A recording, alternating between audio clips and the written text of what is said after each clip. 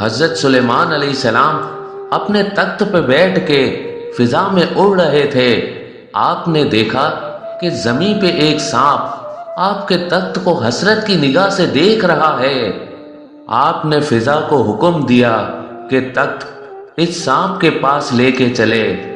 جیسے ہی آپ اس سانپ کے پاس آئے تو وہ سانپ آپ کے تخت کے قریب آنے لگا اور آ کے آپ کے قدموں میں بیٹھ گیا۔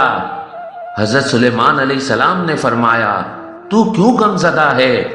وہ سانپ اپنی زبان میں کہنے لگا، اے اللہ کے نبی، میں آپ سے ایک سوال پوچھنا چاہتا ہوں کہ سارے انسان ایک جیسے لگتے ہیں، کون سا انسان وہ ہے جو اللہ کے نزدیک محترم ہے، اور کون سا انسان وہ ہے جو اللہ کے نزدیک بدترین ہے؟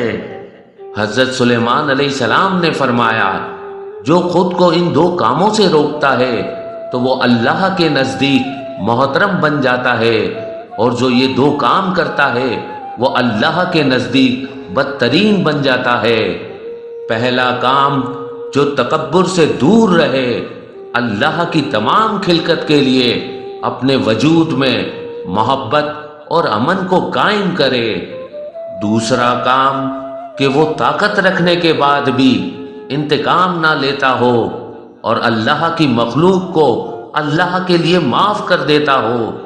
جس انسان میں یہ دو صفتیں دیکھو تو سمجھ جاؤ کہ وہ اللہ کے قریب ہے، اور جس میں یہ دو صفتیں نہ ہو تو سمجھ جاؤ کہ وہ اللہ سے دور ہے، کہ وہ اللہ سے دور ہے۔